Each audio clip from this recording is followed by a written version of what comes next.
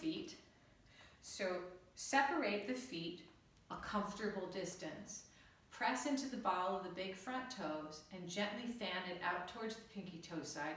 Bring the energy down the long edge of the foot until you get to the ankle. And now very gently visualize your inner arches. Soften the knees, come back into the heels. Inhale, lengthen up. Exhale, palms to the heart as you push the butt back, spine is relaxed. Inhale, palms to shins and lengthen. And then exhale, fold, maybe a little more deeply. Inhale, release the hands and interlace. Exhale. Inhale, lengthen the thumbs down the back, and then exhale. Inhale, press the forearms against the spine and slowly come on up. Release the hands. Inhale, lengthen up. Exhale, palms to the heart and repeat.